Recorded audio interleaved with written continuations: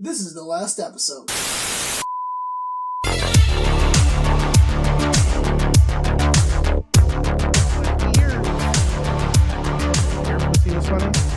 so bad. You listen to it all the time. What? How do you have bad ears if you do what you do? No, I'm saying like it was really loud. It's like being a runner and then running. I'm like, man, I can't run straight.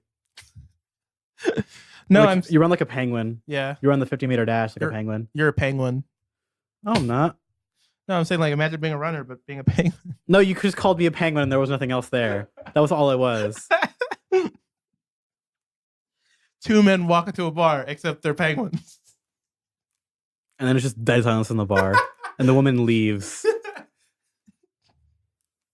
I've never got why those...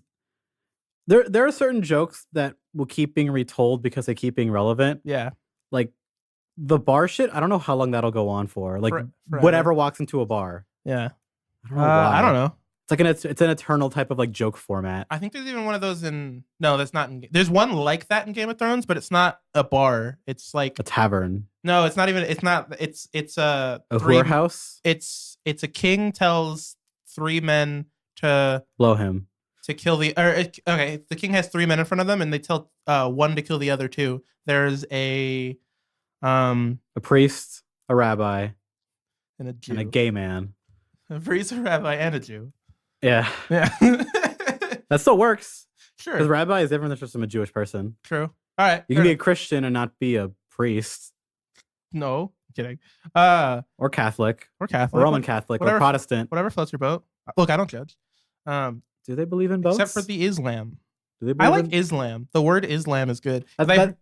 It sounds like a super move. So because it's like someone's super in a fighting game that nobody played. I used to always say Islam like a normal human until I heard Gavin McKenna say Islam, and ever since then I was like, because he's Canadian, and so I heard it and I was like, oh, all right, there we go, instant change of vocabulary. It's because it's the slam. Islam forever, yeah. It's mainly the slam. I slam. That's why. The slam is a word that if you hear it, you know what it means. Can Muslims make jokes about like I slam? Like I slam? They have. I'm sure they do. Like my favorite is like Radical Islam, and it's a guy like surfing with sunglasses. It's like my favorite joke I've ever made. Best joke. They see it and I laugh every time. Yeah, it's illegal. Do you know that? Yeah. Lots of things are illegal in places that you shouldn't. Except be. he's not. Instead of riding a skateboard, it's his 6-year-old bread. Funny jokes. Funny jokes. So hey guys, this is the last episode podcast. My name is dang, I that was loud. For you and for nobody else. Yeah. I don't know why you're hearing everything so loud. I don't know. I just have real sensitive hearing. Why are your ears so big today? My ears are real baby today. Are your ears real big, or are they just happy to see me? Is that an ear in your pocket? Yeah, I'm Van Gogh now. This isn't mine. I just stole this from somebody else. Well, you know, in Harry Potter. Okay, do you know why Van Gogh cut off his ear because of sent it to his lover, right? Wasn't that what it was? Oh, Van Gogh? Yeah, Van Gogh, the original Goth, before Edgar Allan Poe. I don't know. He cut off his ear to give it to his lover in the mail. Wasn't that the whole deal? Something like that. You should know this. Yeah, no. You went to school. Yeah, I have a degree. Would you do that? Probably not. What would you cut off and send to the mail? Can I spoil a scene in Mad Men? Yeah, because I'm never gonna watch that show. You should. It's a really good show. I'm not gonna watch it. That's fine. It's good. I'll not watch it now to spite you instead of just disinterest. I mean, it's not. But I don't. I am disinterested in Mad Men. That's fine. I've seen Boardwalk Empire. I'm good. That's fine. For like time. Guys, actually, I don't like time period shows. I do. Well, they're set in an era. I don't really care for the them reason that I much. like Mad Men as a time period show is because they film it in the same style as 60s film. But I watched those movies already. I know, but see TV show. I don't know. I think it's good. I watch those movies now. It's so fun. It doesn't work. It's interesting seeing those types of shots and dialogue with modern technology, but still has this old school graininess that looks still a little bit 60s. It's a good show. I think you can. I'm sure it is. Yeah, it's good, but you don't need. But I don't watch long shows with humans in them. There's a scene where I'm a child. There's a scene where they get computers for the first time in the office, and there's one guy. Isn't that show in the 60s? 60s and 70s. Okay. I was like, wait a minute. Hold the phone. It's late 60s. I was about to say, like, wait, hold the phone. That's not right. Yeah, it's late 60s. So, but it takes up an entire room, like literally. Yeah, that's what they used to. And that's why I'm like, I think a computer has to be like a computer in like a room. The office gets a computer. Yeah, that's why you said computers. I'm like, wait, what are you talking about? Yeah. But one guy goes crazy.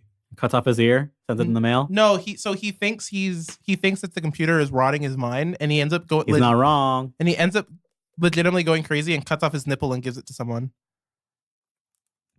Do you do that? Probably not. You don't even need those, really. You're a male. You don't need them. My name is Lewis. Do men need nipples? You know what? There's a scene in Game of Thrones where. Are you bullshitting, or this is gonna be a real thing? No, this is real. Okay. In Game of Thrones, in season 2, book 2, or Earth, 2? or was that water? I think it'll be book. No, this would be book 3. So it'd be fire then. Book 3 and season 3. It's Storm of Swords. You're missing the Avatar shit that I'm sending up your way, and you're making me very sad. Dude, I don't, because they were called book 1. The seasons were called like book 1. I know.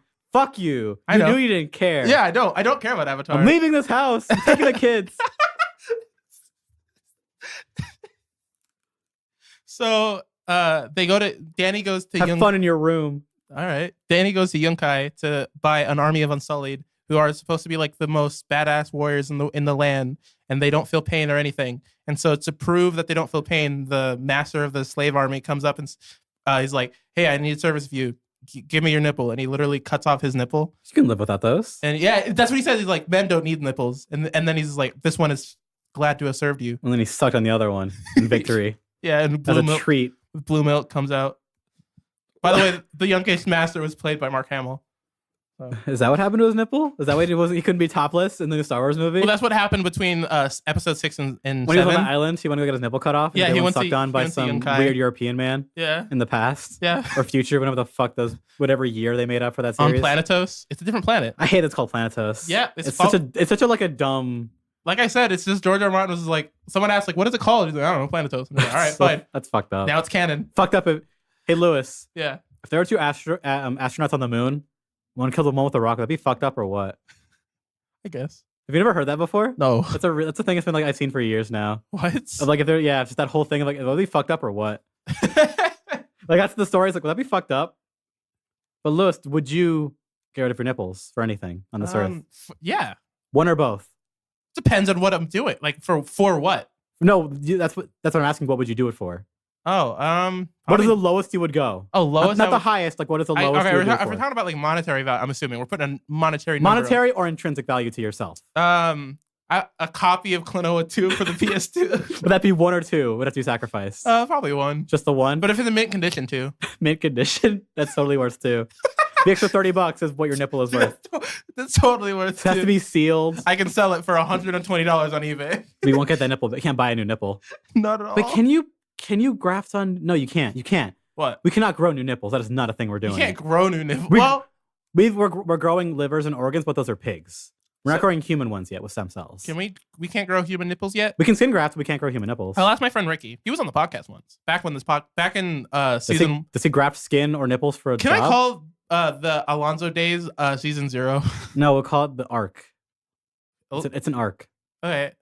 I want to call it season 0, like Yu-Gi-Oh! Season 0. How like Yu-Gi-Oh! Season 0 is not a completely different show. But your season 0 wasn't that long. Yu-Gi-Oh! Season 0. Yu-Gi-Oh! Season 0 was really short. You're right. It was like, hey, you want money? And he was like, hell yeah, I do. Make a card game then that has no balance. Yeah. And then he did. Which was like 3 episodes. Fucking loaded now. Which is like 3 episodes into that show. I'd do it. Because like the Yu-Gi-Oh! Okay, real quick. If you guys haven't seen Yu-Gi-Oh! Season 0, watch it. It's really good. Or read it. Actually, read it because they keep the violence in. Yeah, read it. It's probably better. It's because people actually literally die. And you can legally find it like on all kinds of apps. So, yeah. So officially and all that. It's great. So originally Yami was just the king of games, just game, not dual. Just the concept of game. Yeah, of competition basically. Yeah, just any type of game. And like the first episode and first like chapter, he literally.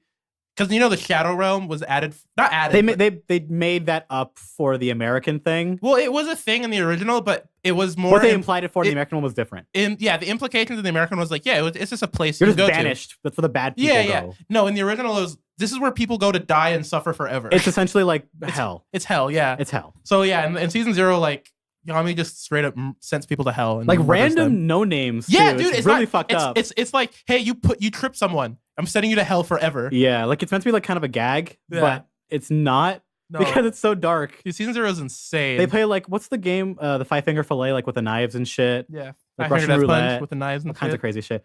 I was actually talking about that with a friend a couple days ago. I've been watching this anime that I've been meaning to get to for a while called Skittles. You know, there's a game that was made to be a tie-in with Skittles What? on the PS2. Is it like Pepsi Man? No, it's not even as cool as Pepsi Man because Pepsi Man fucking rules. Nothing will be as cool as Pepsi Man. No, and I wish I got a copy before that game got big. Everyone watch Pro Jared's video on Pepsi Man. No, just watch Pepsi Man. Or no, just watch. Completionist videos way better on it. The completionists do Pepsi Man? Yeah. Oh my god. Because my favorite like Y2PMV YouTuber Motendo helped to make the video for it where he did a whole like opening 3-minute bit for Pepsi Man where a guy's in a suit and doing a whole music video thing. Oh my god. And it fucking rules. That's cool. I love Motendo so much. I wish I could go drink with him at AX this year. Oh. But I'm not an adult boy. Oh yeah. Yeah. He was there last year and I missed him. I was so fucking sad. But Yeah. yeah, that video is way better about Pepsi Man. All right. Pepsi Man rules. But there was like this weird like fantasy RPG game where they had included Skittles as like a magical property item in their fantasy world. Sure. And they had the actual like the S on them and it's really fucking weird. Interesting. But anyway, I've been watching this show I've been meaning to get to called Akagi Ultimate Survivor, Interesting. where the premise is somewhat related to old Yu-Gi-Oh! Zero, Mhm. where the premise is there's this man named Akagi who Is gay. he's around, I think, like 20 years old, like 20, 21 years old. Uh-huh. He failed all of his like college entrance exams. He has no job, and he's just angry that the world fucked him over, even though that's not really what happened. He just needs to go, make it happen. I was gonna say so me, but then I realized like that's like not me at all. No, he's bitter with no skills. Yeah. But he should have skills Yeah. because he can't. He just doesn't want to because he's just being a lazy shit. Yeah. And in like just he goes out one day and he's just kind of bitter, just being angry at the world in general again. Mm-hmm.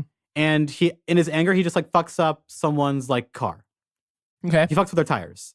Got it. But the guy finds out like, no, I know who did it. It was you, and you owe me money because I'm actually Yakuza.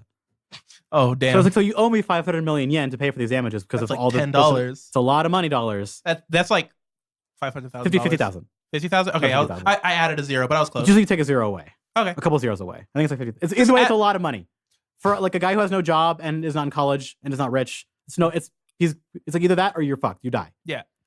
So we go, okay, there's a way for no joke, guys. and he's like, this is the way we have a way for you guys to pay this back.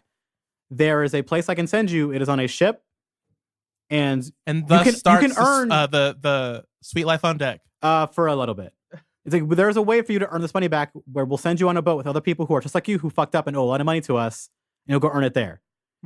And the premise is a weird, bizarre version of rock, paper, scissors or John Ken, which is for Japanese, What? where they give you I think it's 9 cards, Okay. and 3 of them each are rock, paper, and scissors.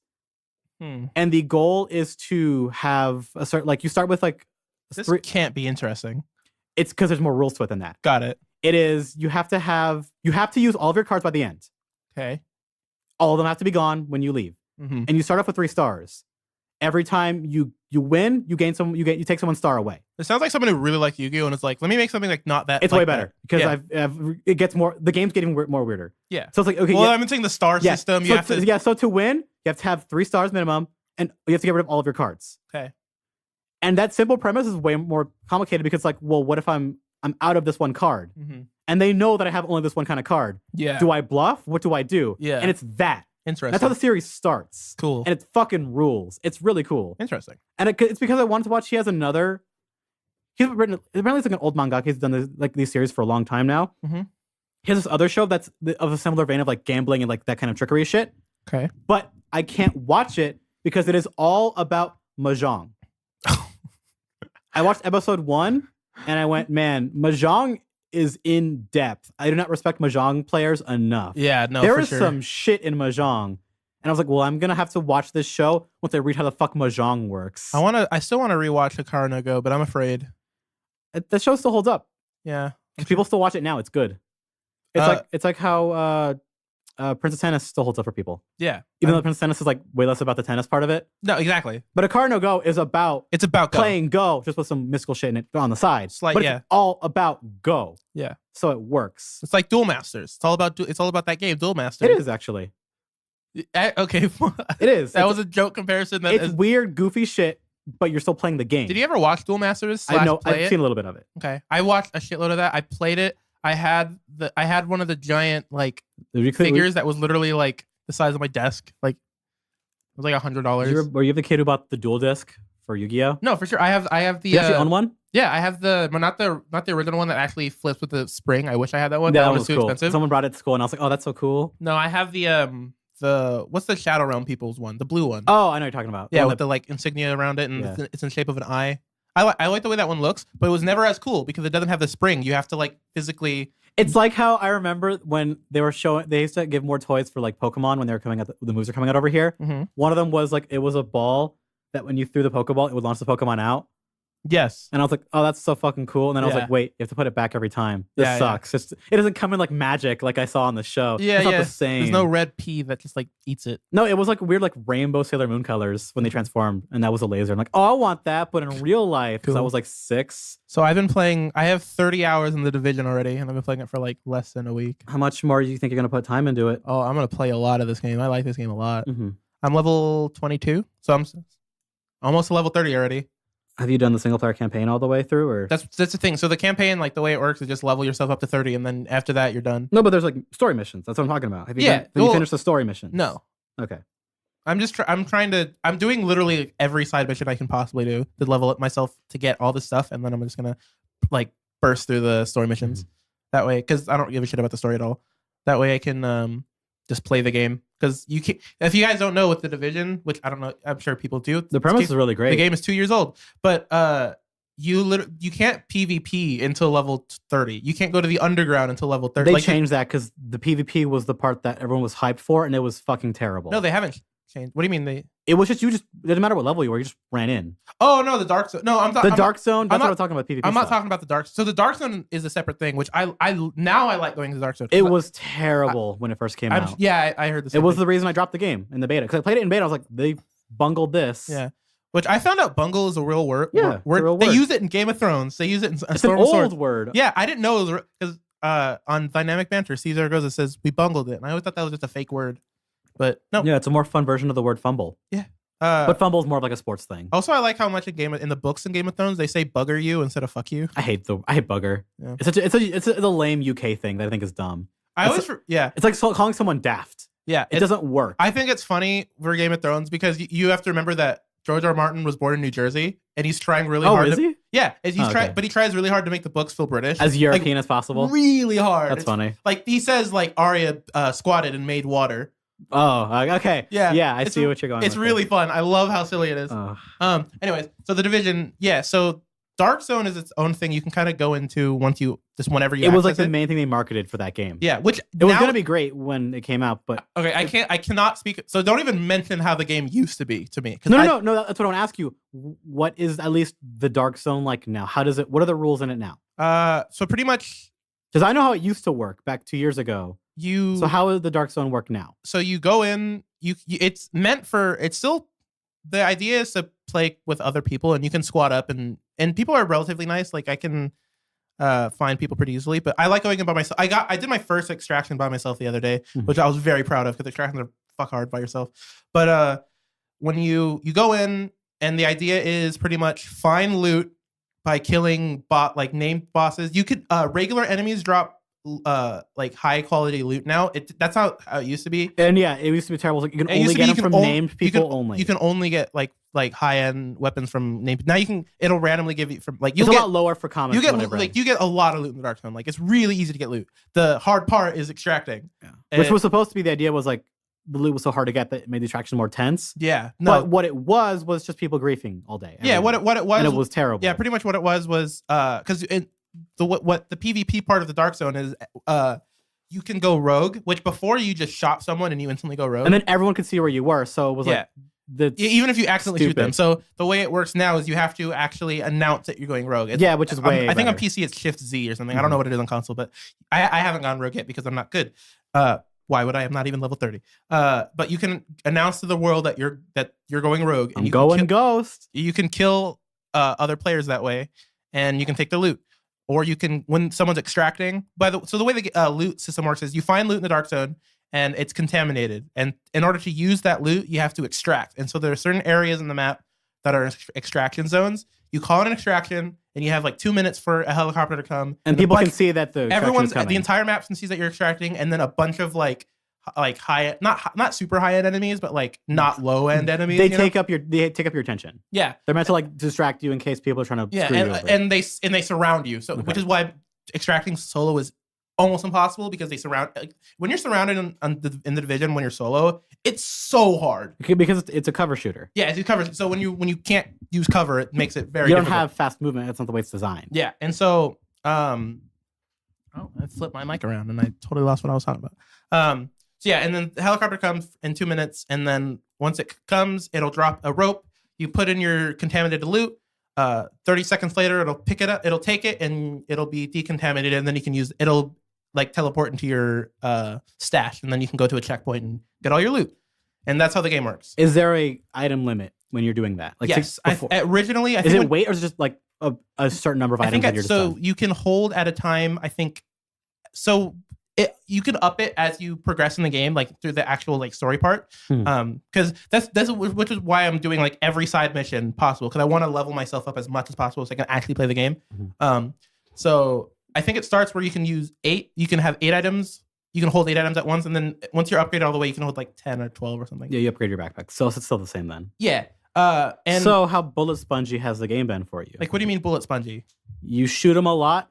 Yeah. While they're vulnerable. Yeah. And they just kind of don't react. Yeah. It still has that problem. You don't see. This is one of the reasons you didn't like Borderlands. No, because Borderlands 2 is why I don't like that. It got worse in that. Yeah, it got game. worse in Borderlands. See, but a way where it was like, there's not even any skill anymore. It's just you get the better gun and that's it. Yeah. See, what's not. How is it in the Division? It's harder because you've played all the Borderlands games. That's why I'm asking you. It's harder than Borderlands for sure. It's not like Borderlands where you can just cheese enemies really easily. Because it was bad and one, and arguably 2. The Division, I can cheese people sometimes. It's very rare. Like today actually, or yesterday, an enemy just glitched through the wall and I just shot him. That happens so rarely though.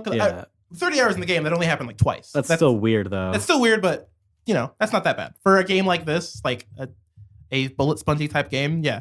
But no, because enemies that take a lot to that are just slow moving, don't really react to you getting getting shot, can kill. Like literally, one grenade will kill you from them.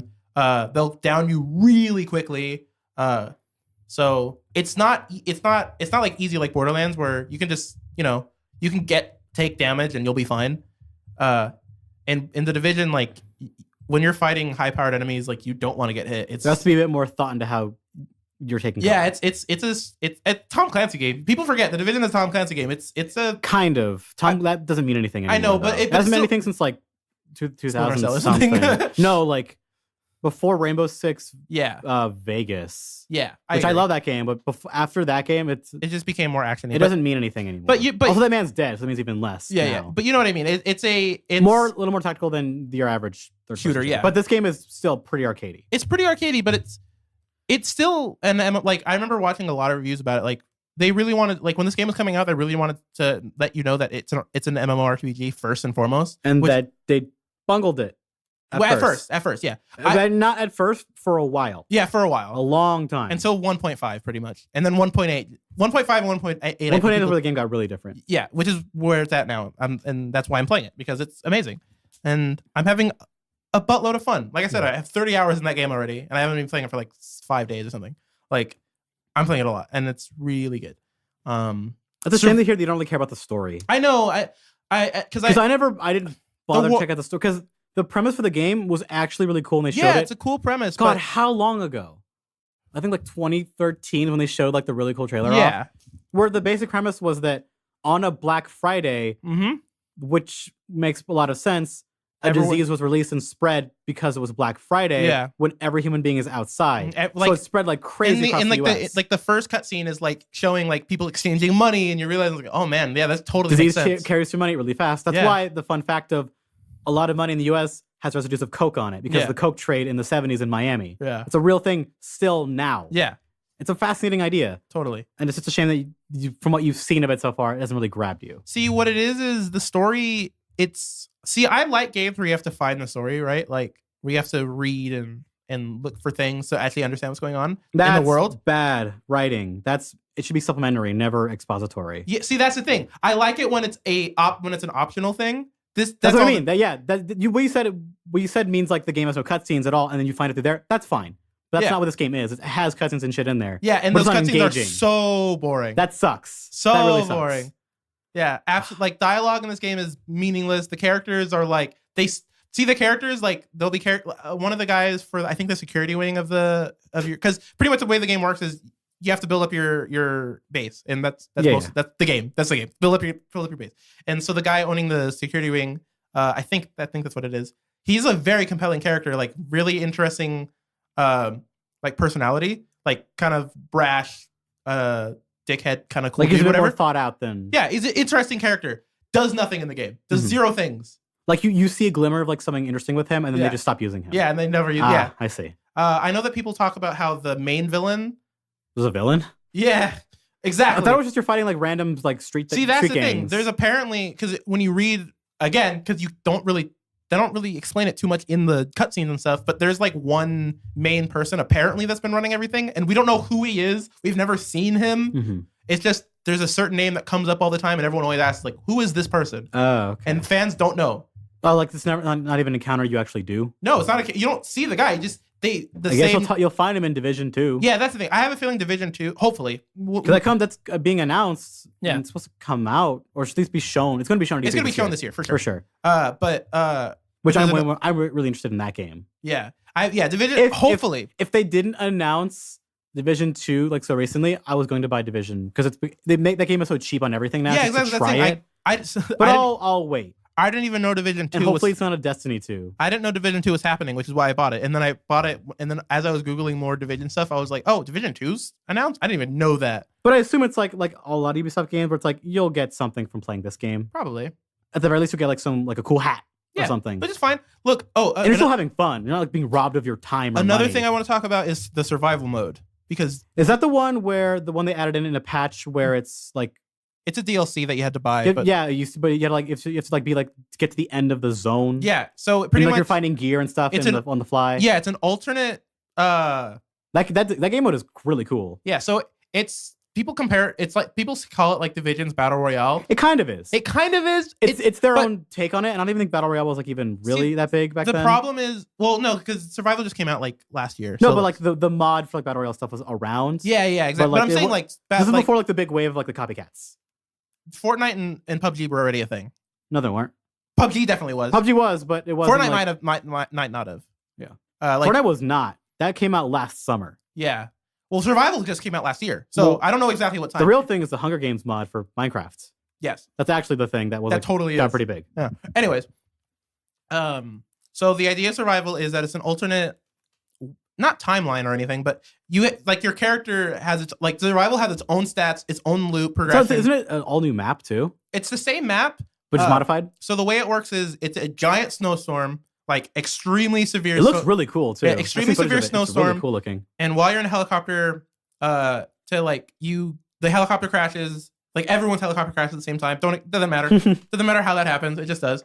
An EMP. And you crash somewhere on the outskirts of Manhattan, of the map, and you'll spawn in a different place every time. But it's around up on the edges. And the goal is to pretty much as soon as you land, you get contaminated with the virus that will kill you in an hour. It will kill you in an hour. So the game is like an hour, and you can take certain meds and stuff to like prolong it and make it last, but you like it will inevitably kill you. And the goal is to get to the middle of the dark zone and extract yourself out of there. Like, and you have the weather to deal with. That what kills people, because I think because it has a heat system, a hunger bar. Exactly. So there's I think 25 people when the game starts. Within the first like 10 minutes, like 12 people will die because they couldn't find any clothes. Yeah. Because the cold gear is that rare, right? Like it's like super rare. Yeah, exactly. Gear is super rare. You have to build pretty much everything. And you're vulnerable when you're crafting, right? Because it's it's a menu and you're doing it like in kind of in real in-game time. No, you craft inside of safe zones. No, but okay. Yeah, you craft inside of safe zones. And there are a bunch of safe zones around. So you can play either PvE or PvP. PvE meaning just AI, player versus AI. But in terms of PvP, it's like really where it's at. Yeah, for PvP. I haven't tried PvP yet because I'm still trying to get the mechanics down on the Division. How it feels. Yeah. Even 30 hours in, I'm still... It's different when you're fighting people. Yeah, exactly. So you have to think about it a different way. I'm not bad, but... You're not confident yet. No, not at all. Not for any type of PvP. You got to take your lumps sometime, Lewis. I still die all the time in freaking Dark Zone. So I've only extracted like 5 times in the Dark Zone. And that's not a lot. You got to earn your lumps, Lewis. Got to do it. Yeah, exactly. Got to be the king of the mountain. Totally. And so the cold kills you. There's no like hunger. Like you do get hungry, and pretty much if you're hungry or thirsty in the game, you just don't heal. And so you don't regen? Yeah. Okay. When you eat, it'll let you regen. If you drink water, it'll pretty much make it to where you can see items or like through walls and stuff. Interesting. Who cares? That doesn't make any sense, but interesting. Yeah, I was saying like, who cares how that makes sense? It's very useful because finding items in that snowstorm. And then once you get to the dark zone, it don't even enter because again, it's a whole map of the division. It's the entire normal map of the game. And once you enter the dark zone, shit gets real because this is the dark zone, like hard enemies. And then when you reach your extraction point, when you call an extraction, it takes like 5 minutes or something. Like it's a longer extraction than like normal dark zone extraction. And there's a hunter that's a new enemy called the hunter. And a hunter has like crazy, like the smartest AI in the game. Like the entire game is the smartest AI. They're super hard to kill. They will like kill you really quickly. And every character that's in the extraction point will add another hunter. Really? Yeah. Huh. And so if you're playing with teams, it's kind of harder because there's other hunters. Yeah. But when you're playing by yourself, it's also because you're by yourself, no one can revive you or anything. So you kind of have to figure out how you want to play the game. And once you kill the hunter, you can extract yourself out of there and then you're good. So someone's extracting, like they call the helicopter in, right? And you kill them? Yeah. Can you take the helicopter that they were calling in? Yes. Sweet. Yep. Okay. So, yeah, that's how that game works. Because again, that's the whole idea of the dark. Because in the dark zone, also like base game dark zone, when you go rogue, you can kill people and take their stuff. You can take their loot. You can even cut the cord for extractions and then take up your loot, run away, and do another extraction somewhere else. Really? Yeah. Interesting. Yeah. It's a very that hasn't happened to me. I haven't seen anyone go rogue yet in my playthrough. Probably because the game scales like pretty well. Like the servers don't like it won't have a world tier 5 level 30 character like player when I'm only level 22. Yeah, they've gotten better with the balancing of people. Yeah, it's very well balanced. So like I've only seen people around my level. But like I said, I haven't seen anyone go rogue yet. But no, the division's really good. I'm having a fun time. I haven't touched Destiny. You're probably fine for a while. Yeah. That game's not going anywhere. Yeah. Well, the part that's still fun is not going anywhere. All right. Talk about your movie that you saw, and then I'll talk about my movie that I saw. Yeah. So because movie theaters are a sin against man, and I can't wait for them to go away, I had to drive out a couple hours to go see Isle of Dogs. Oh, I see what you mean. Because it was a select theaters only film. Yeah. Mm-hmm. Because fuck movies and fuck movie theaters. I hate going to them. I like going to movie theaters. I hate movie theaters. That's fine. I hate them. I love them. I'd rather pay the extra money to watch them in my own fucking home. Wow. I will do that. I disagree, but that's when fine. the future gets here, I will do that. Fuck movie theaters. That's fine. Fuck movie theaters. All right. Also the Jews. Am I right? Shut up. Isle of Dogs, which I just thought about because I'm saying it out loud. I think it's meant to also be like an English thing of saying I love dogs. I think I just got that right now. That might be on purpose because of how detailed that totally is what it is. The way this movie has detailed it is, that might be the joke of it as well. So if you guys don't know, and probably a lot of people don't. Well, it's getting a lot of advertising push now, which is weird. But for a Wes Anderson film, that's weird. Yeah, but it's a Wes Anderson film. But Grand Budapest didn't get like this kind of push. Yeah, and I didn't even see that thing. I haven't seen Grand Budapest either. I haven't seen many of his films. Yeah, Wes Anderson makes weird films that people love, and he has really insufferable fans. Yeah, who worship him a little too much because he's so much of an individual voice in his films that his fans are a little loud. Yeah, a little bit. But from what I've seen, I've seen half of like A Life Aquatic, but I fell asleep. Okay. And then Fantastic Mr. Fox. Yeah. Actually, I was pretty young when I saw that too, which is weird. Yeah. I remember when that came out. Because it actually is kind of a family film. Yeah. It kind of works. Seemed like it, yeah. But then I didn't finish Grand Budapest Hotel. Yeah, so I haven't watched it. But I should go back and give that another shot. But how is Isle of Dogs? It's pretty great. Okay. But does it feel weird? It's a film that is kind of told in a way where at first it feels like it's a kind of a family film, but it is not at all. Really? It is way too dark for kids. Is it like 9? You haven't seen 9. No, not even like, I know the tone of 9. It's not that. It's not like, okay. Because I love everything about this world that exists. Okay. This archipelago in Japan that's ruled by this like weird dictator who He's from a family that is all because the plot of it. It's really fucking out there. I don't know the plot at all. It's really goofy. The and trailers don't explain the plot at all. And I dig it. It is about a weird alternate version of like this Japanese archipelago. Okay. Where there's archipelago or archipelago. I forget. I don't know the real way to say it. That's fine. I only know that because of the Gulag Archipelago. An island place in Japan. Yeah. Okay. Ruled by this family that's been passed down over and over again. This dynasty where they don't like dogs. Got it. They love cats. Interesting. So as of the time you see this, that they're in the film, they have been pushing for a government law to get rid of dogs. And there is a dog flu going around. Okay. Where dogs are getting sick. They're sneezing a lot. They're getting itchy. They have like pattern baldness. I'm gonna pause you. This is so far. The dogs getting sick thing is a extremely important plot point for the original Planet of the Apes series, because the reason why apes become companions to humans is because all domestic pets die, and so the closest. Oh, it's not to cure James Franco's Alzheimer's. No, not that dumb. I still haven't seen the new one because James Franco's really bad in that movie. But dude, the new Planet of the Apes movies are freaking abominations for what the original series was meant to portray. Okay. I'm not gonna fight you on that whatsoever. Yeah, they're fine. Like because what's the newest one they made? War of the That was like schlock. It's like a weird like 80s like dumb action film. It's really that's goofy. What it looks like. Which again, like, is not the point of the series. Planet of the Apes is supposed to be like supposed to speak on like racism and freedom of speech. Is what Planet of the Apes is. I thought it was about a guy yelling at Statue of Liberty and monkeys with funny outfits going, haha, we monkey now. Yeah, exactly. That's legitimately all I know about the originals, is that he screams the "God damn you all to hell" thing. Yeah. And the whole that they were in space for longer than they thought. Yeah. And that's all I know about it. We need to do like, I need to like have all my friends come and watch these old sci-fi films that they're not going to give a shit about. Yeah, I know. Maybe they're old sci-fi films. Maybe just you and Amanda.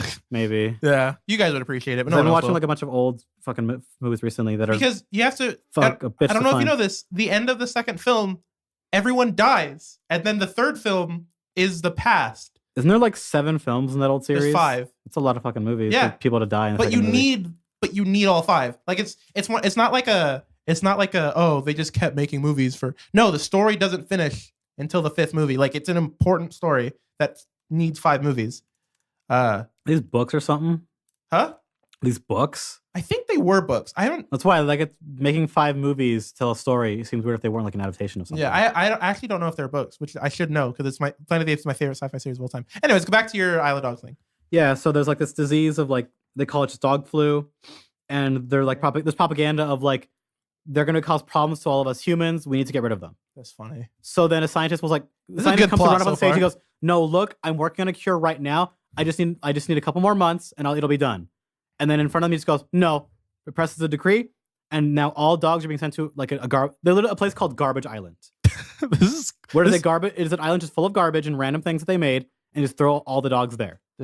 And that's the Isle of Dogs. And that's where the Isle of Dogs, how it comes to be. And then the real main thrust of the plot is that there is a child who wants to go find his old dog that was sent to the island that you see in the beginning of the film.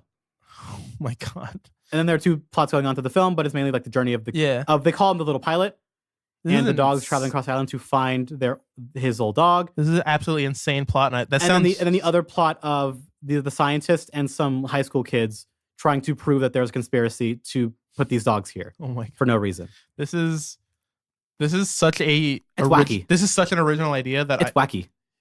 I love that. It's also has a really good pace to it. Really? There's not. Is it? They make flashbacks feel like they're part of the actual main film. Interesting. They're not distractions. They're not just let's take time away from the film. Yeah. They're integrated. They're cut and put in the film really well. I dig that. There's actually a lot of good like visual gags. Cool. Like a lot of physical comedy that works really well. Is the humor dry? It's Wes Anderson. Got it. So it's very literal, very I talk like this because I'm a Wes Anderson film. Yeah. Where they're in some way, in parts of this movie, it kind of bugs me because they're just kind of explaining shit that I already know because I'm not a baby. Yeah. And there's a bit where there's a narrator in the film that talks every now and then because he opens the movie and sometimes he'll talk over like what the plot's going on. Yeah. He'll say something and then the character will just repeat what he said. And it's not meant to be funny. Oh. I don't think so. It just feels like I know that. I just heard the man say it. Interesting. And it has this thing that I really adore, which I think might turn off some people. All of the dogs speak in English. Yeah. Everyone else, except for one student who speaks English because she's an exchange student who has a blonde afro and is very clearly like from Iowa or whatever, is Japanese. Cool. And not all of their dialogue. It's a really funny thing in the intro of the film. They go, wherever possible, the Japanese is either subtitled or through a translator. Got it. But there's bits of the movie where, like little pilot is a Japanese boy, and he speaks Japanese for the whole film, and he's rarely if ever subtitled. This is insane. It's an interesting idea to pull. It's absolutely bizarre. And they have cool things with it where they have these really interesting shots where they show like the translator in like a box above like the hall where she's talking to everybody like in English. Yeah. There's a lot of really cool visual imagery. Like this by far has my favorite environmental sets in a stop motion film I've ever seen. There are scenes where they make a whole set and background for like a 5-second shot. Wow. And it is like super detailed. Is this a real stop motion or is it like CG stop motion? It's real stop motion. Okay, I don't know because it's made by Indian Paintbrush, and the animation is a lot better than Fantastic Mr. Fox. Okay, because the actual animation is just better. Just real stop motion films in general, like you have to appreciate people because that's hard. You won't get a Frankenweenie. 2 years original to make. Frankenweenie, at least. There's a long time for movies these days. Old real stop motion is fucking horrifying. From like the 30s, it's scary. Yeah. There's that one that dude made where it's like dead cockroaches. Hey guys, watch Rudolph the Red-Nosed Reindeer. No, not that shit. Motion. That's not the creepy shit. That is kind of creepy. Though. It's kind of creepy. The way creepy shit is like the old shit. Yeah, I think I know which cockroach thing you're talking about. I've seen that. Where they're dead bugs and they move the limbs around, and it's about like a cockroach gets cheated on with his wife. Yeah, and he throws him out a window. It's weirdly dark. Who made like funny? Which country made that? I think it's like German or French. Yeah, it makes sense. Like some weird artsy dude who was like, I'm just gonna make this, and it's kind of great. Yeah. But they're like dead bugs that are being used to animate, and they look really good. Yeah. All right, I want to talk about a movie that Andres will never watch. Nope. Which is fine. Ready Player One came out, and I saw it. Made for real gamers. It's made for real gamers who wear gamer hats and live stream on Twitch. No, they play Fortnite only. They own those ugly but comfortable gaming chairs. Yeah.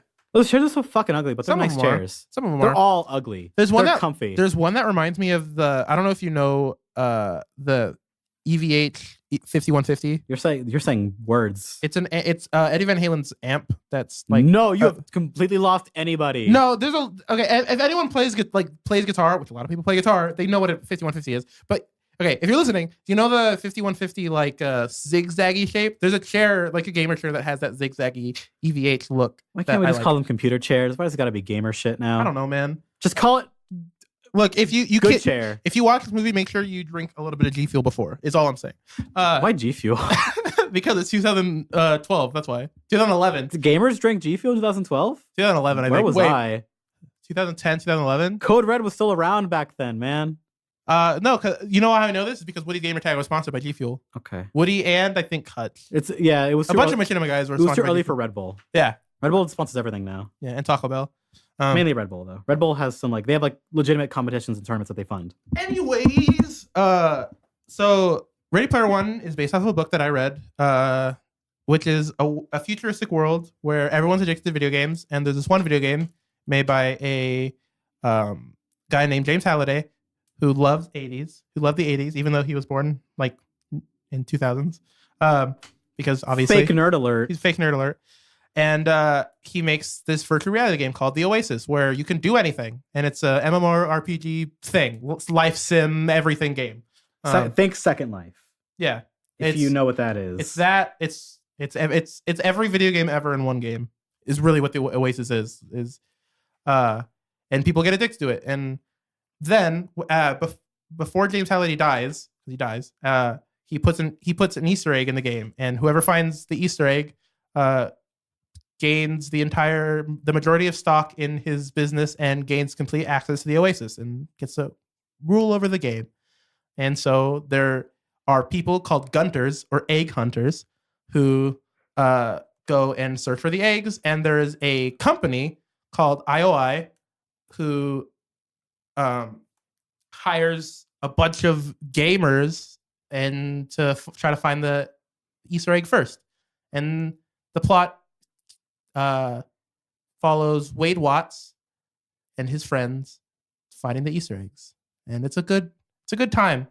The whole idea of the film and books is every reference ever to everything ever at all times is really what it is. It's the reference pool that is as big as a Grand Canyon with the depth of your ankles is the idea. Yeah, there are no deep cuts really. Like, I'm trying to think of any. In the books there was a lot of like stuff that like I didn't know, like a lot of people like you had to Google to figure out. But in the movies, to make it more accessible to so it follows the feel of the book pretty well.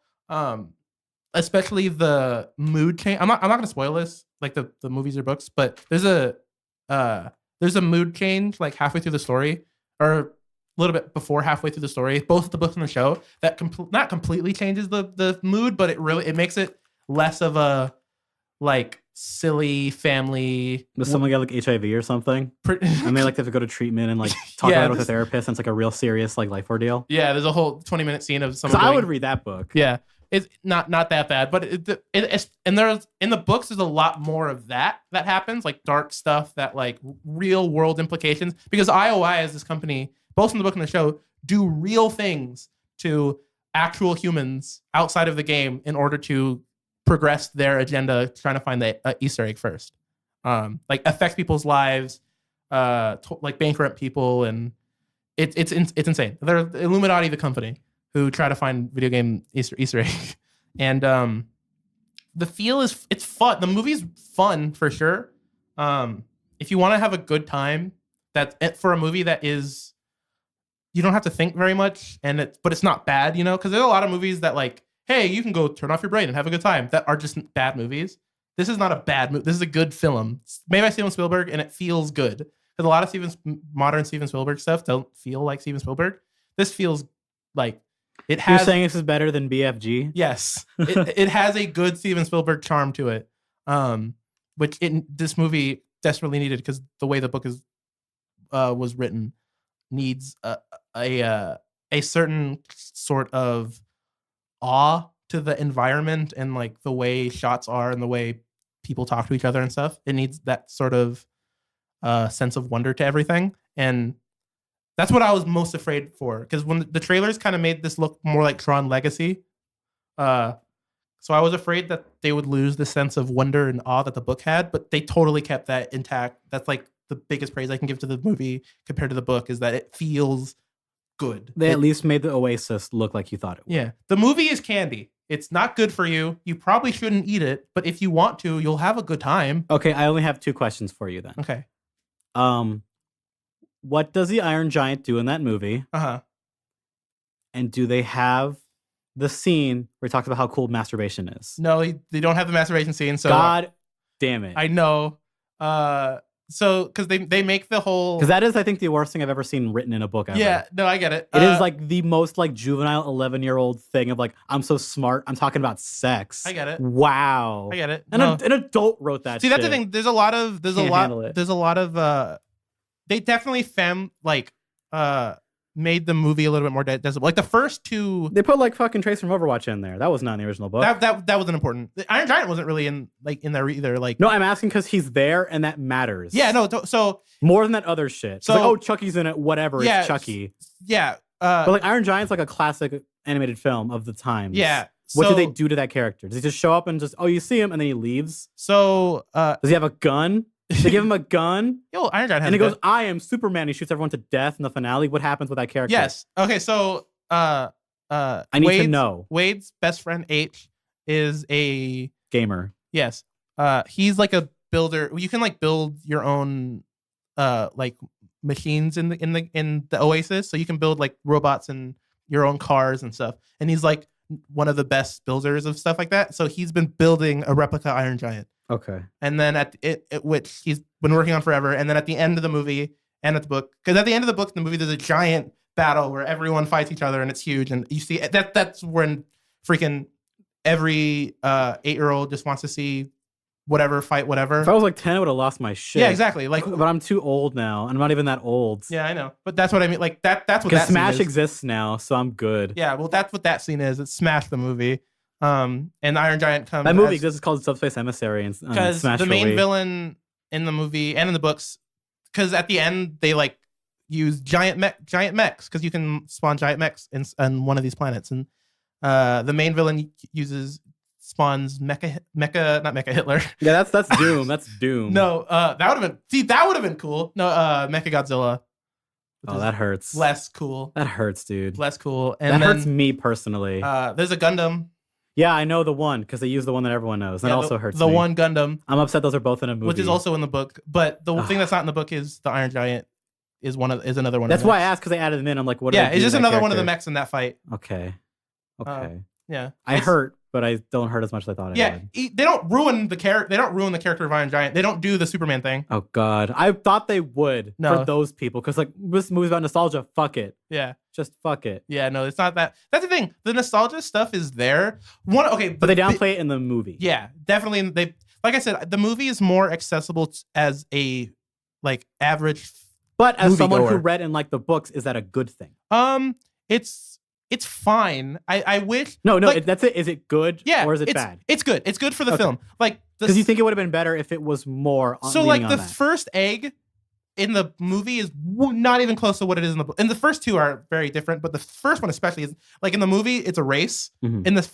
In the show or in the book, it's a like he plays a game. Like he just plays an arcade game. Oh, okay. That's like you have to change that. Yeah, exactly. You can't like it's interesting in the book because you can write that because you're imagining it in your brain. Yeah, but in a movie, just watching someone playing a game is that can't happen. Same thing in the second one too, and even at the last one, the order of stuff changes a little bit, but it's still the basic premise of it's rewritten to make sense for a film. Yeah, exactly. Okay.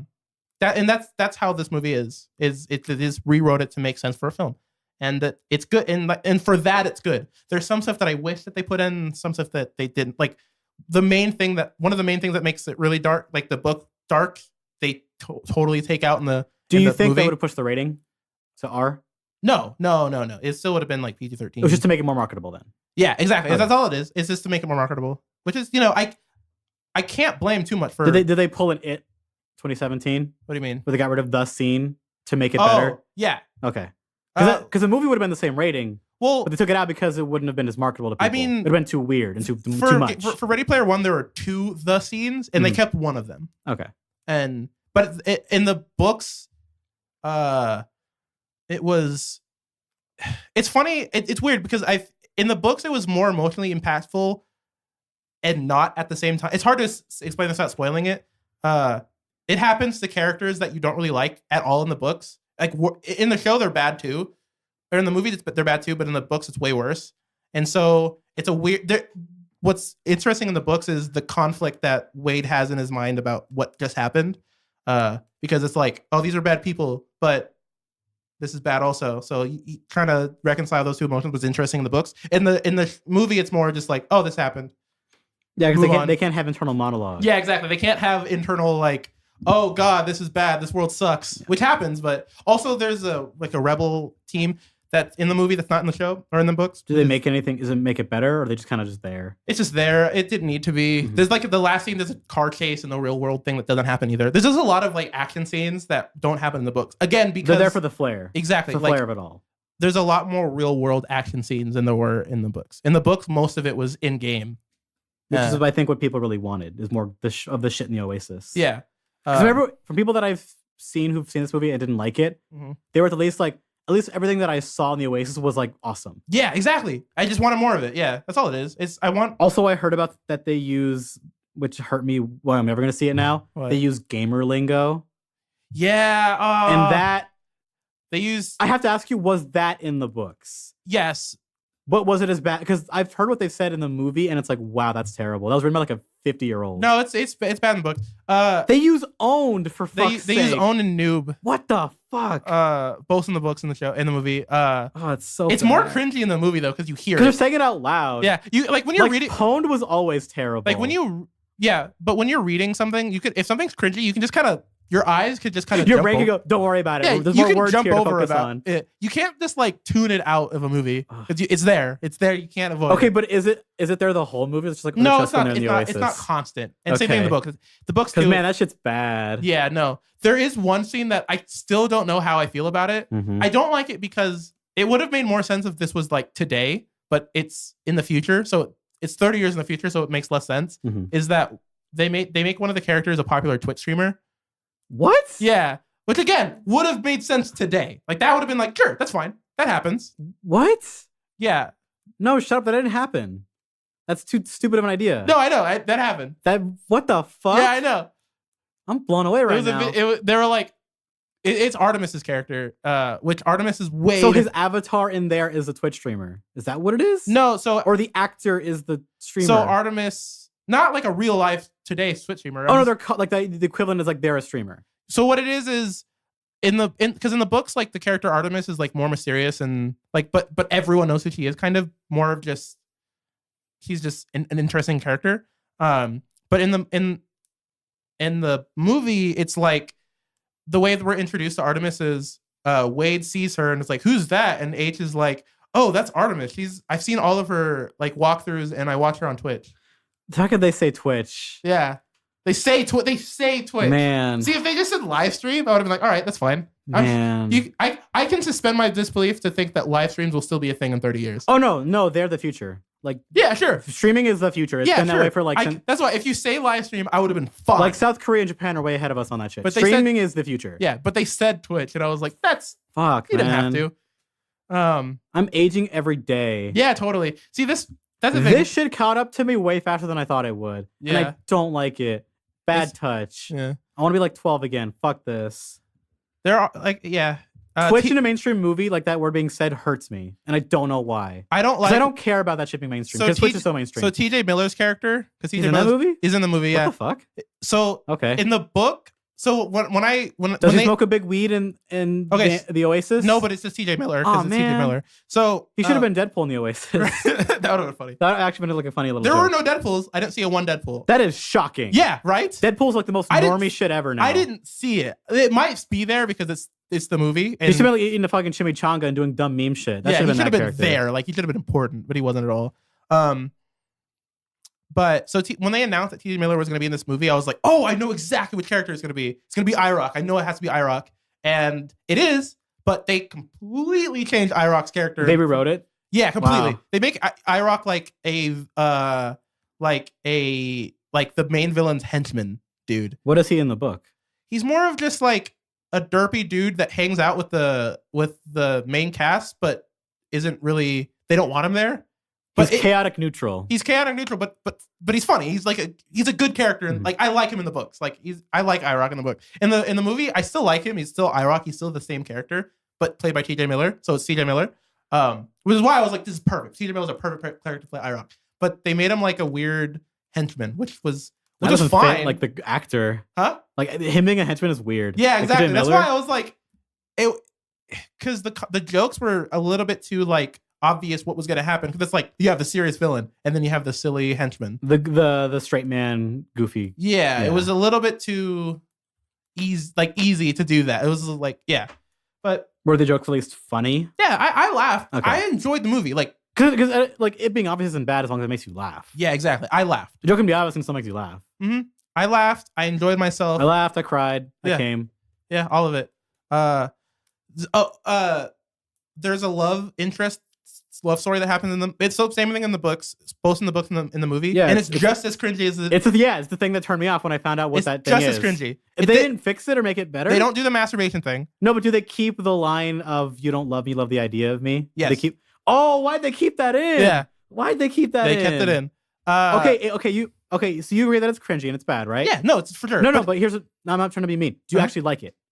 Despite all like the way it's written, do you actually like how it develops in the movie? Oh, it feels yes, it's actually better in the movie. Does it feel more natural in this movie? It's better it's still not natural at all. Okay. But it's more natural than it was in the books. Because in the books it feels more of like a 13-year-old's fantasy of what love should be. Mm-hmm. And which I think was like they were trying to make fun of that in the book, but that failed because they just did it. Yeah, in the books the book feels cohesive, like everything feels cohesive. Like all the cringe in the like that it's all together because it's written by the same man. Yeah, exactly. Because he's a 13-year-old boy. Like that's what he is, and that's the idea what they were going for. And that's who the writer is. Like, and so the book feels like it was written by someone who's like 13 and just learned about masturbation. Like that's what that book is. And the movie has just less of that feel, but still the same amount of cringe. What's the book with the character named Holden Caulfield in it? I don't know. Where it's all about this shitty little kid who talks about how much life sucks. I don't know. It's written from his perspective for most of the book. I don't know, but this sounds horrible. It's a classic book, and everyone likes to talk about it. It's like, oh, it's a book I read. Like, no, the book is just some little shit complains, and the book is over. Is it okay? Is it one of those things that like you read it like it's a high school book you read? Okay, it's like one of those. Is it and one the of book fucking blows? Is it one of those like Jenny's the worst character in Forrest Gump type of thing?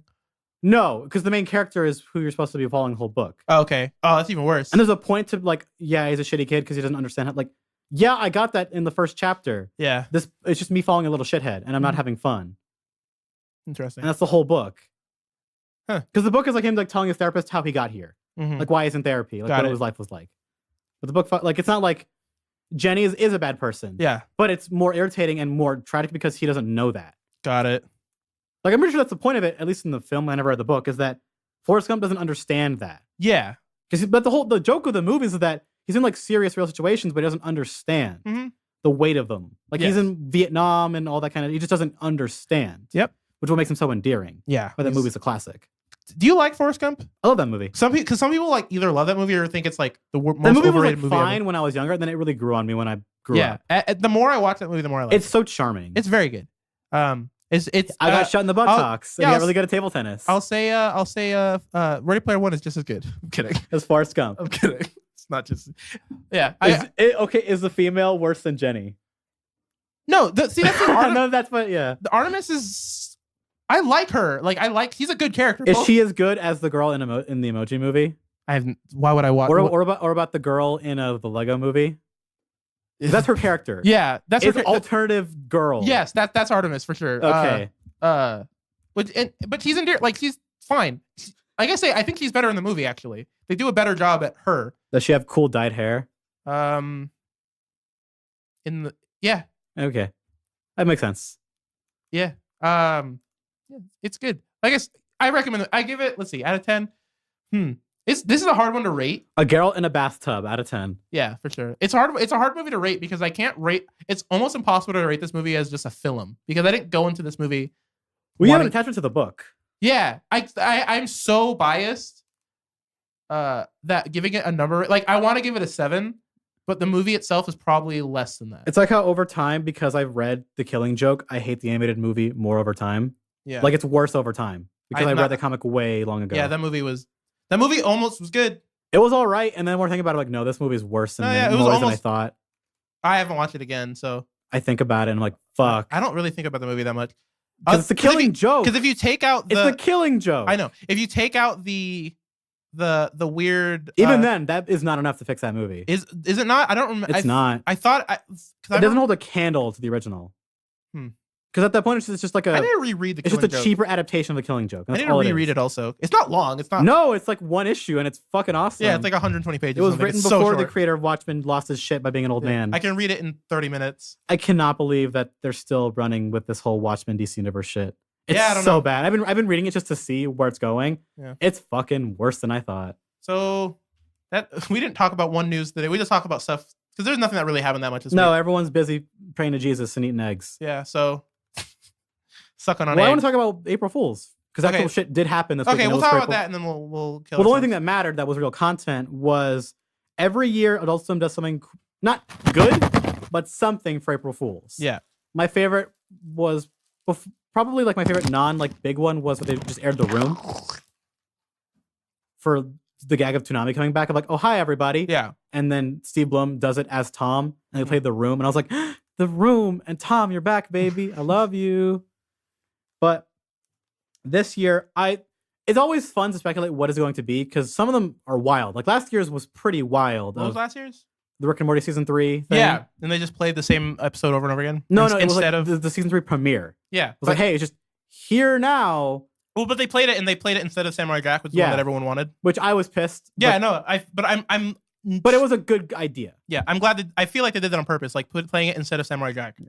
Which they did that kind of, but the show that they replaced wasn't as big a deal. Yeah. But it was for 2 days. They did 2 different events this year. Okay. For the actual day of like the midnight of April Fools on Saturday, they replaced Tom, his voice actor, with the Japanese voice for Spike Spiegel from Cowboy Bebop to be Tom for the night. Okay. I don't know how the fuck they did this. Fully Cooley's getting 2 seasons this year, season 2 and 3. Okay. They aired the first episode of season 3 in Japanese subtitles just there because fuck it. They then played Mind Game, which is one of my personal favorite anime films by a director that I love, Urasawa, who did Crybaby, Ping Pong, a bunch of like weird artsy shit, really cool episode of Adventure Time. Mm-hmm. And then for the rest of the night, everything that was going to be aired, like JoJo's Bizarre Adventure, Hunter x Hunter, was just in subtitles all night. Nice. And it was glorious. It was a good time. That's fun. But man, holy shit, fully coolly, really early. And I found out why they did it is because they're making both seasons simultaneously. Because both seasons are their own story. They're not sequels to each other. Mm. Like the season 2 and 3 are like vaguely related to the original short series. And it's the new episode they showed of Fooly Cooly is something.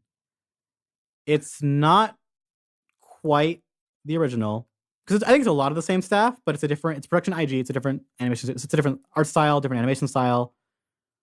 But some of the beat paths for how they meet the main character of Fooly Cooly is different. Because in the original, Naota is a 14-year-old who is a cynical little shit who talks about how boring his town is, nothing ever changes, and that how mundane life is. And then he's literally beaten into a new way of looking at life through episode 1 by an alien girl coming in on a moped and hitting him with a bass guitar. And then weird adventures ensue. He gets the horn, which the girl also gets in this thing. But it's different because in this one, they're just like normal high school girls who all kind of like each other. Like they're just normal people. But the main girl is like kind of shy sometimes. Okay. And I don't know where they're going with it because it's only one episode. I've never watched a one. Like you should. It's super short. 6 episodes long. Okay. It's super How long short. is each episode? Like 22 minutes. Oh, okay. It was made to be short because it was just these animators and people had an idea. Mm-hmm. Let's just make it now before we don't have any time to talk to work. Anytime I talk to my friends about anime, I always say like, if you're going to recommend me anime, recommend me one that's short. Fooly Cooly like 12 episodes at the most. Is one of the few like really famous short animes that is a classic. Yeah. Also, I'm getting tons like of some of my favorite animes are Elfen Lied and Rin, and yeah, those two like are great. Like modern animes. Fooly Cooly is a show that I would recommend you watch twice. Twice? Because it is so short and you won't. Oh. It doesn't make a lot of sense at first. Okay. Can I watch it and then watch? You don't have to like watch it like. I'd probably watch it once and then watch people talk about it. You could like rewatch it like maybe like 5 years from now or whatever, or just like, I rewatch stuff or just like think about it a bit and then just move on. I rewatch stuff all the time because it's not that deep. You get more out of it if you watch it again. What I'll do probably is watch it once and then watch someone review it for 30 minutes and then like watch a clip that you like and then move on. Yeah. That's fun, but it's like it's a show. It's a very simple idea. Mm-hmm. It's Fooly Cooly originally is just a coming of age story. Okay. Of like a teenager trying to grow up and just trying to be someone more than just a cynical little shit, which all of us were as teenagers. Yeah. But it takes a bunch of weird things to talk about politics and stuff. To get him there. Yeah. But how they get there is the fun part. Cool. Is you get the iconic imagery of the robot that appears out of nowhere from his forehead in episode 1 being flown around a wheat field by crows. Sure. Or his older friend who flirts with him kind of not really, smoking cigarettes in a dark field while they talk about life. Cool. Or the scene where his weird uncle massages the alien girl's back with his facial whiskers on her bare back. Or tells his son to go buy him Playboys. Or how he hates sweet bitter drinks. When did this come out? Like 2002, 3. Like Fooly Cooly is legitimately like adult, like Toonami, Adult Swim, like veteran shit. Yeah. Which is why I'm really happy they aired this like Fooly Cooly thing here. It's like okay. It is a building block of why Adult Swim and Toonami got as memorable and big as they are now. Like Inuyasha. No, Inuyasha was not like that. Inuyasha was huge, right? But it wasn't like what people remember. I don't know. I disagree. In terms of like the people who wanted it really bad. Real? Oh, people who people like fans of because Toonami was sure like things like Inuyasha, Dragon Ball Z, and all these other things that aired. Naruto, Bleach, like Outlaw Star. Well, Bleach is too old. Not that era. Okay. Of like it was this place where there's actually a really good video. Inuyasha would be older than that then. By Captain Christian is his name. Really good video on this.